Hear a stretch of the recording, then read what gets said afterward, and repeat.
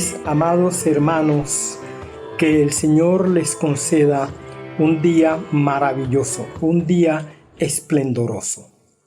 En este día del Señor vamos a examinar la palabra de Dios que se encuentra consignada en el libro de Daniel, capítulo 12, los versículos 1 al 13. Y la vamos a explorar bajo el título La fe y los tiempos escatológicos. La fe cristiana se ve enfrentada diariamente a diversos tipos de retos, situaciones incomprensibles, a desafíos doctrinales y a verdades bíblicas difíciles de entender y difíciles de digerir. Una de esas verdades es la que en esta ocasión encararemos y que se encuentra en el libro de Daniel, como ya les he expresado. A veces nos encontramos con declaraciones y verdades bíblicas que resultan muy difíciles de entender, tal como le ocurrió a Daniel, quien registra situaciones que él mismo confiesa no haber entendido. Él escribe: y yo oí, mas no entendí, y dije: Señor mío, ¿cuál será el fin de estas cosas? Esto está registrado en Daniel capítulo 12, versículo 8. Muchas veces presumimos entender verdades bíblicas de cuyos significados tenemos profundas dudas. Daniel fue honesto al confesar su ignorancia sobre ciertos tópicos escatológicos, por lo que procedió a preguntarle al ángel guía qué significaban esas cosas. En esta ocasión procuraremos, con la ayuda de nuestro buen Dios, discernir las verdades subyacentes en el libro de Daniel, capítulo 12, versículos 1 al 13. Para lo cual haremos una lectura desde nuestra fe evangélica. Hoy en día nuestra fe se encuentra encarada con los tiempos que nos ha correspondido vivir, por lo que debemos entenderlos para poder asumir una actitud correcta en esta época que nos ha tocado vivir. Este día abordaremos los siguientes tópicos emanados del capítulo ya mencionado. El primero, la fe que busca comprender los misterios revelados. El segundo, la fe como intérprete de los signos de los tiempos. Y el tercero, la fe como estimuladora de la piedad y la esperanza. La fe que busca comprender los misterios revelados. Leamos Daniel capítulo 12, los versículos 1 al 3. En aquel tiempo se levantará Miguel, el gran príncipe que está de parte de los hijos de tu pueblo. Y será tiempo de angustia, cual nunca fue desde que hubo gente hasta entonces. Pero en aquel tiempo será libertado tu pueblo, todos los que se hallen inscritos en el libro, y muchos de los que duermen en el polvo de la tierra serán despertados, unos para vida eterna y otros para vergüenza y confusión perpetua. Los entendidos resplandecerán como el resplandor del firmamento, y los que enseñan la justicia a la multitud como las estrellas a perpetuidad. Esta perícopa registra 4 acontecimientos. El primero de ellos expresa el levantamiento de Miguel. El profeta afirma que para los tiempos del fin, Miguel, el gran príncipe protector de tu pueblo, será levantado. ¿Qué significa que Miguel será levantado? El verbo hebreo que utiliza el pasaje es amad, y este verbo tiene los siguientes significados: permanecer, poner, colocar, resistir, levantarse, restaurar, determinar, decretar, mantenerse. Podemos pensar en varias posibilidades de lo que significa el levantamiento de Miguel. Por un lado, podemos creer que se refiere a que Dios le quitará momentáneamente su protección al pueblo santo, a su pueblo, para que ciertos acontecimientos puedan tener lugar. Otra posibilidad es que hay quienes consideran que este pasaje alude al arrebatamiento de la iglesia. Eso lo piensan sobre todo los dispensacionalistas. En este caso, el tiempo de angustia no se refiere al pueblo de Dios, según esa interpretación, sino a las personas que se queden en el planeta Tierra después que la iglesia haya sido arrebatada.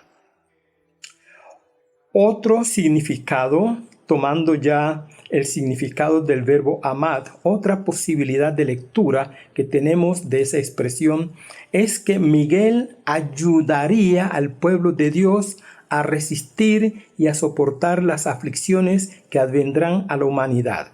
En este caso no significaría que Miguel sería quitado del pueblo, sino que Miguel ayudaría al pueblo a resistir, a soportar las aflicciones que vendrán a la humanidad. Y esto se desprende de uno de los significados del verbo amad. Probablemente el texto se refiera a que Dios permitirá que su pueblo sufra la persecución que le advendrá del mundo gentil o por parte del mundo gentil. Esta verdad estaría representada en la metáfora del levantamiento de Miguel. Puesto que Miguel aparece en esta perícopa, es menester explorar brevemente lo que se ha dicho acerca de Miguel. El significado del nombre Miguel en hebreo es Micael. El significado probablemente sea ¿quién es como Dios? Otro posible significado, nadie es como Dios. También puede ser entendido como Dios es justo. En el Antiguo Testamento solo aparece en el libro de Daniel. Miguel, en el Antiguo Testamento canónico, solo aparece en el libro de Daniel. Miguel es un ser celestial que tiene responsabilidades especiales como el campeón de Israel en contra del ángel rival de los persas, según Daniel 10:13 y el versículo 20. Miguel guía las huestes celestiales contra todas las fuerzas sobrenaturales de maldad en la última batalla, según el pasaje que hemos leído. En Daniel 12:1 se le denomina como el príncipe y parece que él es el guía de otros ángeles, según el versículo 7 del capítulo 12. Quizás Miguel fue el mismo ángel que se le presentó a Josué, según el texto que voy a leer. Él respondió: no. Mas como príncipe del ejército de Jehová he venido ahora. Entonces Josué, postrándose sobre su rostro en tierra, le adoró y le dijo: ¿qué dice mi señor a su siervo? Josué 5:14. En el Nuevo Testamento aparece en dos ocasiones. En Judas, versículo 9, donde se hace referencia a una disputa existente entre Miguel y Hasatán o Jodiabolos concerniente al cuerpo de Moisés. Y también aparece en Apocalipsis 12:7, por lo que Miguel es mirado como el protector del pueblo de Dios. En torno a Miguel se ha tejido una serie de creencias, las cuales en gran parte procede de la literatura extrabíblica, denominado más popularmente como literatura apócrifa o libros apócrifos. Tal tradición le ha adjudicado a Miguel 4 grandes funciones. Una de esas funciones es que combate a Satanás porque es enemigo de Satanás. Número 2. Es el ángel de la muerte, ya que se dice que le ofrece a las almas la oportunidad de redimirse antes de morir. Otra función que le han adjudicado, no la Biblia, sino otras tradiciones. Una tercera función a Miguel es la labor de pesar las almas en una balanza perfecta en el día del juicio final. Y una cuarta función es que es el guardián de la Iglesia Universal. El guardián de la Iglesia Universal. Por supuesto que esto no es avalado por las Sagradas Escrituras. Lo que la Escritura dice es que Miguel luchará contra Satanás. Además, la tradición apócrifa identifica 7 arcángeles. La Biblia solamente menciona a 2 ángeles, la Biblia canónica menciona 2 ángeles, a Gabriel y a Miguel, pero la literatura apócrifa menciona 7 ángeles con rango de arcángeles, y todo esto proviene del libro apócrifo de Enoc. Esos arcángeles son Gabriel, Miguel, Rafael, Uriel, Azrael, Raziel y Sariel. Escuchen esto para que vean algunos problemas que hay en la elaboración popular acerca de estos arcángeles. Los arcángeles y sus nombres están relacionados con los días de la semana en varias corrientes religiosas. Por ejemplo, Miguel está relacionado con el domingo, Gabriel con el lunes, Rafael con el día martes, Uriel con el día miércoles, Salatiel o Azrael el día jueves, Raziel está relacionado con el viernes y Sariel con el día sábado. También tienen su correspondencia según varios sistemas ocultos con las llamadas 7 luminarias que corresponden a los 7 astros que es posible ver a simple vista: la Luna, Marte, Mercurio, Júpiter, Venus, Saturno y el Sol. Son elaboraciones que se prestan para ocultismo, para desarrollar ocultismo relacionados con los ángeles y especialmente con el arcángel Miguel. Finalmente, leamos un trozo proveniente del libro de Enoc. Y a Miguel le dijo el Señor: ve y anuncia a Shemihasa y a todos sus cómplices que se unieron con mujeres y se contaminaron con ellas en su impureza, que sus hijos perecerán y ellos verán la destrucción de sus queridos. Encadénalos durante 70 generaciones en los valles de la tierra hasta el gran día de su juicio. En esos días se les llevará al abismo de fuego, a los tormentos y al encierro en la prisión eterna. Todo el que sea condenado estará perdido de ahí en adelante y será encadenado con ellos hasta la destrucción de su generación. Y en la época del juicio que yo juzgaré, perecerán por todas las generaciones. Destruye todos los espíritus de los bastardos y de los hijos de los vigilantes, porque han hecho obrar mal a los humanos. Destruye la opresión de la faz de la tierra. Haz perecer toda la impiedad y haz que aparezca la planta de justicia. Ella será una bendición y las obras de los justos serán plantadas en alegría para siempre. En ese tiempo, todos los justos escaparán y vivirán hasta que engendren millares. Todos los días de vuestra juventud y vuestra vejez se completarán en paz.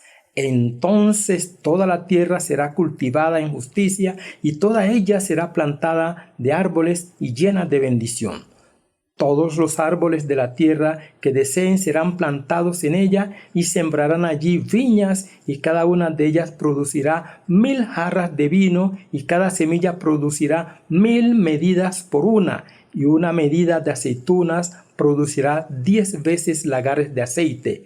Y limpia tú la tierra de toda opresión, de toda violencia, de todo pecado, de toda impiedad y de toda maldad que ocurra en ella y hazles desaparecer en la tierra. Y todos los hijos de los hombres llegarán a ser justos y todas las naciones me adorarán, se dirigirán en oración a mí y me alabarán.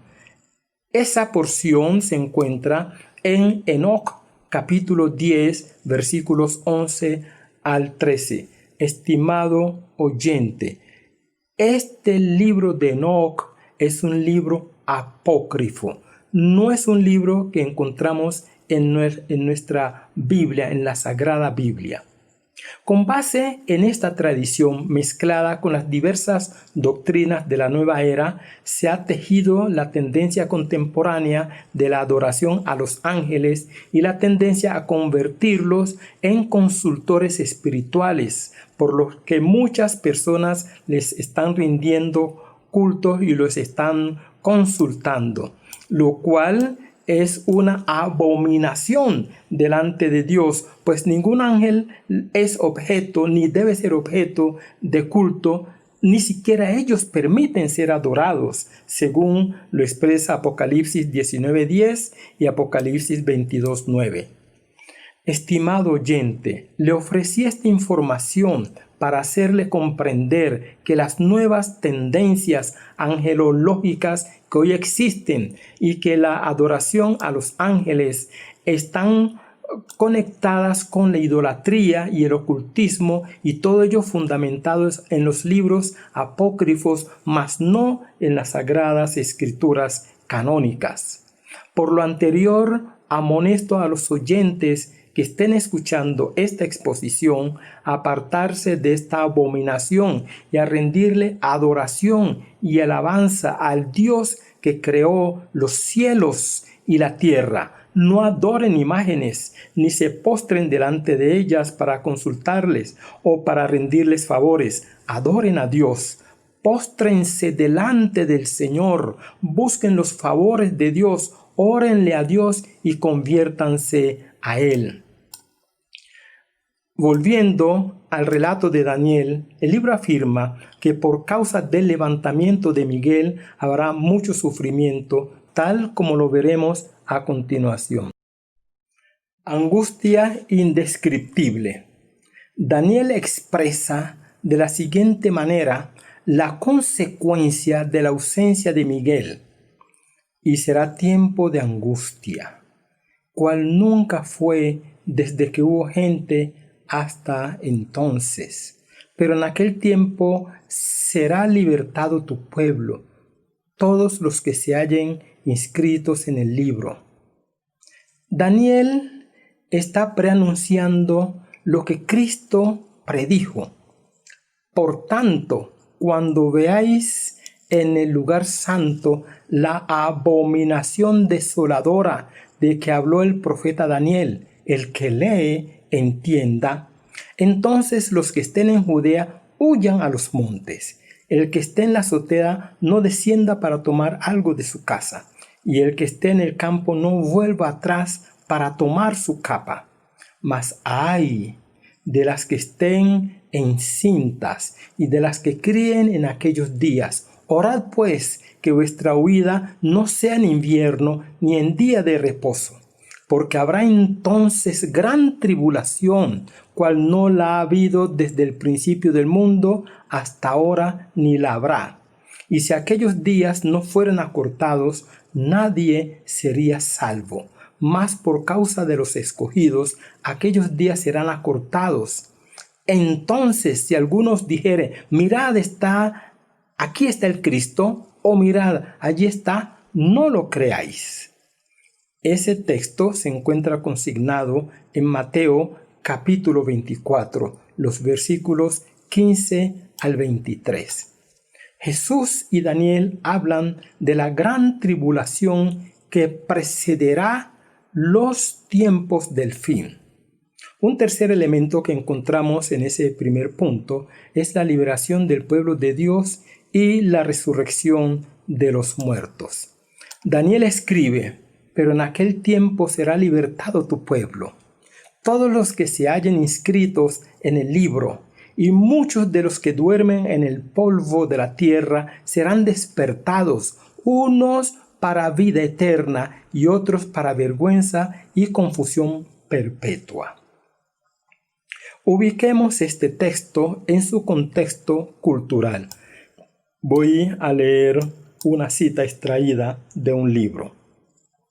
Existen en el antiguo cercano oriente varios conceptos diferentes sobre la vida después de la vida. El concepto más generalizado, el de una existencia continuada en un mundo de los muertos de tipo sepulcro, en el que no existe distinción entre justos y malvados. A este lugar los israelitas lo denominaban Seol y creían que no daba ocasión de interacción con Dios. En Canaán y Mesopotamia, este reino estaba gobernado por los dioses del mundo de los muertos. En Egipto, la existencia en el mundo de los muertos es más agradable para los que aprueban el juicio y entran en su ámbito. Aquellos que no son aprobados son devorados. Ninguno de estos conceptos incluye la idea de la resurrección para salir del mundo de los muertos. Daniel, de esta manera extraordinaria y asombrosa, recibe la revelación de parte de Dios de que habrá resurrección de los muertos, lo cual era muy extraño en ese tiempo, cuando ninguna otra religión, ninguna otra cultura hablaba de resurrección. Daniel está diciendo que habrá resurrección, que los injustos resucitarán para condenación y los justos resucitarán para vida eterna. Un cuarto elemento que encontramos aquí son las características de los justos. Este es el cuarto asunto que trata esta porción y presenta las características de los justos. Los entendidos resplandecerán como el resplandor del firmamento, y los que enseñan la justicia a la multitud como las estrellas a perpetua eternidad. Mis estimados hermanos y amigos, la fe procura entender estos asuntos aun cuando racionalmente no encuentre explicación. Por supuesto que la Biblia ubica esta profecía en su perspectiva escatológica. Por tanto, hoy tenemos la suficiente información bíblica para entender lo que Daniel en su día no pudo comprender. El mismo Daniel declara que «Y yo oí, mas no entendí, y dije, Señor mío, ¿cuál será el fin de estas cosas?» Él respondió: «Anda, Daniel, pues estas palabras están cerradas y selladas hasta el tiempo del fin». Daniel nos está diciendo: no he entendido lo que estoy viendo y lo que estoy oyendo. Pasemos al segundo punto. La fe como intérprete de los signos de los tiempos. Daniel capítulo 12 versículos 4 al 7. Pero tú, Daniel, cierra las palabras y sella el libro hasta el tiempo del fin. Muchos correrán de aquí para allá, y la ciencia se aumentará. Y yo, Daniel, miré, y he aquí otros dos que estaban en pie, el uno al este del río, y el otro al otro lado del río. Y dijo uno al varón vestido de lino que estaba sobre las aguas del río: ¿cuándo será el fin de estas maravillas, y oí al varón vestido de lino que estaba sobre las aguas del río, el cual alzó su diestra y su siniestra al cielo, y juró por el que vive por los siglos, que será por tiempos y la mitad de un tiempo. Y cuando se acabe la dispersión del poder del pueblo santo, todas estas cosas serán cumplidas. La Biblia habla de acontecimientos específicos que ocurrirán en los tiempos escatológicos. Esos acontecimientos han sido denominados como señales, las cuales podríamos caracterizar de la siguiente manera si nos atenemos al libro de Mateo capítulo 24, donde aparecen algunas señales.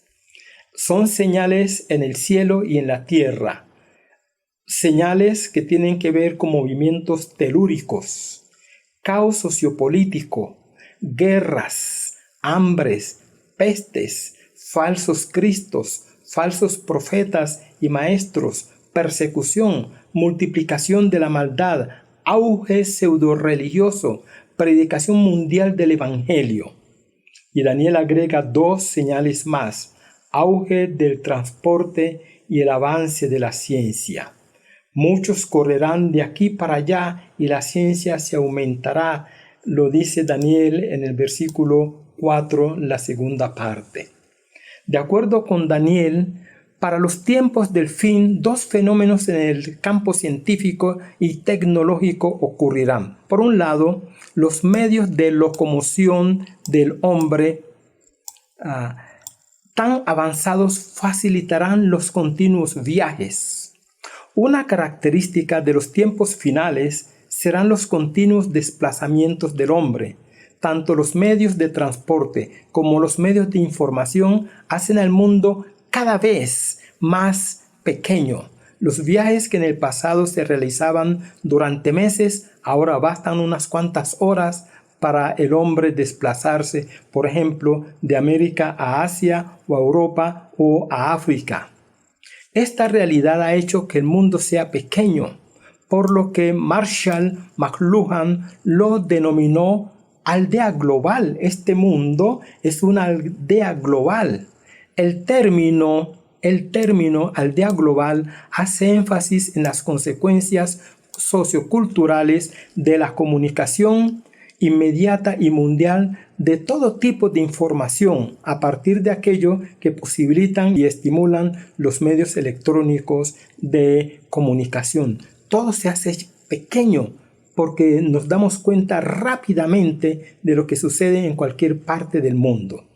Y en segundo lugar, el otro fenómeno que ocurrirá en los tiempos del fin es el inusitado avance científico y tecnológico. Y hoy estamos viendo y somos conscientes y somos testigos del altísimo desarrollo tecnológico y la ciencia tan avanzada que vivimos hoy en el mundo contemporáneo. El avance científico y tecnológico que contemplamos en el día de hoy atestigua el pronto regreso de Jesucristo, tal como Daniel lo profetizara. Y esto entonces nos lleva al tercer y último punto de nuestra exposición.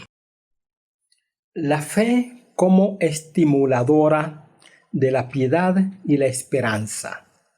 Daniel capítulo 12, versículos 12 y 13. Muchos serán limpios y emblanquecidos y purificados. Los impíos procederán impíamente, y ninguno de los impíos entenderá, pero los entendidos comprenderán. Y desde el tiempo que se ha quitado el continuo sacrificio hasta la abominación desoladora, habrá 1290 días. Daniel capítulo 12 versículos 10 y 11.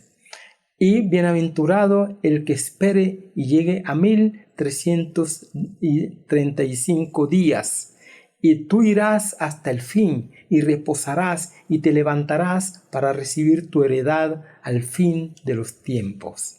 Daniel capítulo 12, versículos 12 y 13. Daniel presenta la conducta de los hombres de los postreros días. Y a partir de Daniel se establece en la Escritura la conducta que los hombres van a establecer en los postreros días. Permítanme hacer un breve recorrido, pero muy breve recorrido acerca de lo que el Nuevo Testamento dice sobre el comportamiento de los hombres en los postreros días.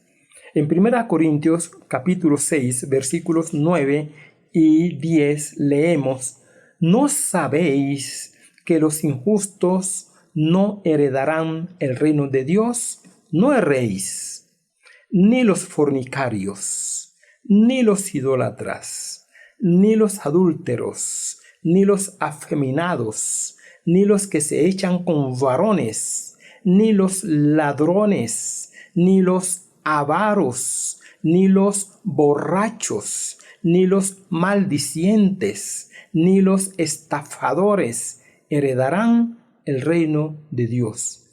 Diga lo que diga el hombre, Dios ha declarado que estos no heredarán el reino de Dios. Ninguno de los que tengan esas características heredarán el reino de Dios. Es una conducta que vive el hombre, y esa conducta constituye una rebelión contra Dios, la cual nuestro Dios no tolerará y castigará con severidad. En 1 Timoteo capítulo 4 versículos 1 al 3, Pablo escribe: pero el Espíritu dice claramente que en los postreros tiempos algunos apostatarán de la fe, escuchando espíritus engañadores y a doctrinas de demonios, por la hipocresía de mentirosos que, teniendo cauterizada la conciencia, prohibirán casarse y mandarán abstenerse de alimentos que Dios creó para que con acción de gracias participasen de ellos los creyentes y los que han conocido la verdad. Y al mismo Timoteo, pero en la segunda carta, capítulo 3, versículos 1 al 5, el mismo Pablo escribe: también debes saber esto, que en los postreros días vendrán tiempos peligrosos, porque habrá hombres amadores de sí mismos, avaros, vanagloriosos, soberbios, blasfemos, desobedientes a los padres, ingratos, impíos, sin afecto natural, implacables, calumniadores, intemperantes, crueles, aborrecedores de lo bueno, traidores, impetuosos, infatuados, amadores de los deleites más que de Dios, que tendrán apariencia de piedad, pero negarán la eficacia de ella. A estos evita. Es la visión proléptica de Pablo referente a la conducta de los hombres de los postreros tiempos, es decir, del hombre contemporáneo. Es la conducta del hombre de hoy. Pero también hay otros textos. Pero hubo también falsos profetas entre el pueblo, como habrá entre vosotros falsos maestros, que introducirán encubiertamente herejías destructoras y aún engañarán, aún negarán al Señor que los rescató, atrayendo sobre sí mismos destrucción repentina, y muchos seguirán sus disoluciones, por causa de los cuales el camino de la verdad será blasfemado, y por avaricia harán mercadería de vosotros con palabras fingidas. Sobre los tales ya de largo tiempo la condenación no se tarda y su perdición no se duerme. Esto tiene que ver con pseudoministros que introducirán herejías, errores, engaños dentro de la iglesia del Señor Jesucristo. Es parte de la conducta de los hombres de aquellos tiempos.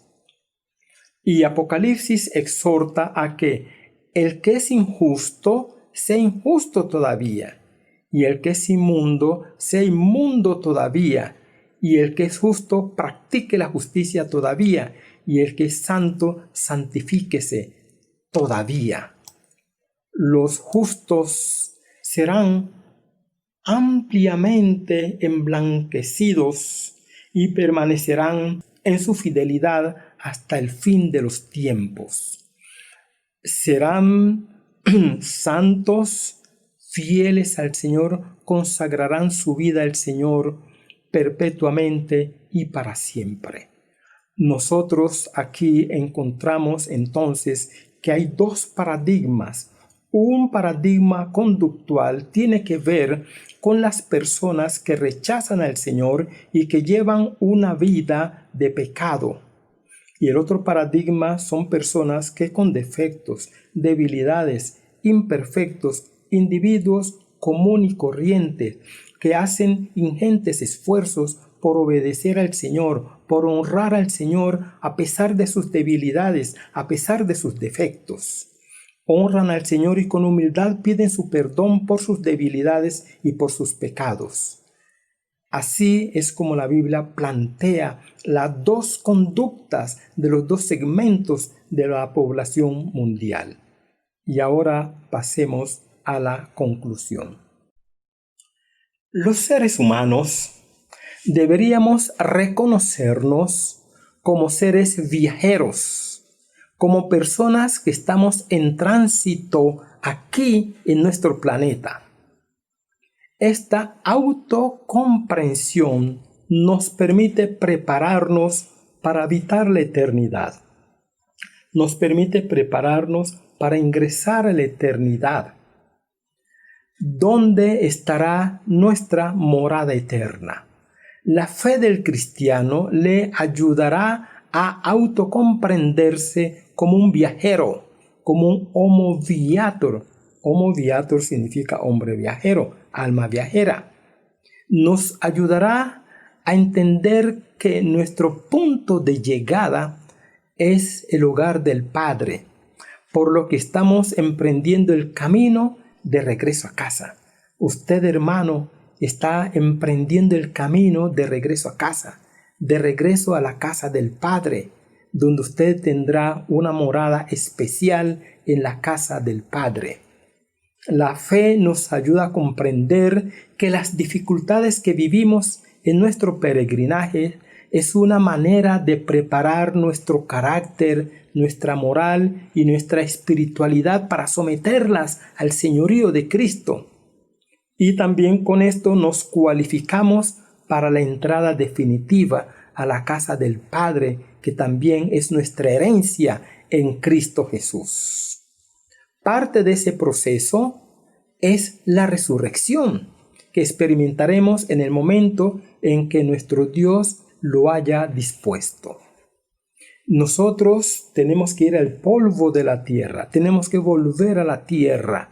Vamos a morir y todos morimos, pero resucitaremos para vida eterna. Hay una vida eterna que nos espera y por eso vale la pena cualquier sacrificio que hagamos. Sacrificio de fidelidad, de obediencia, de amor, de servicio a Dios y al prójimo. Vale la pena porque hay una vida de bienaventuranza que espera al cristiano. Y así lo vio Daniel. Y Daniel dijo que el justo va a resplandecer a perpetuidad. Será un fanal, una lumbrera a perpetuidad. Su luz no decaerá como el esplendor de los artistas. Tienen un tiempo de fama y luego su fama decae, declina. La luz del justo brillará eternamente en todo su esplendor en el reino de los cielos, en el reino de Dios. Así las cosas, hermanos míos, debemos vivir piamente, santamente, para aguardar el momento de nuestro desplazamiento a la eternidad y para aguardar el momento de nuestro regreso triunfal a la casa del Padre, que también es nuestra casa.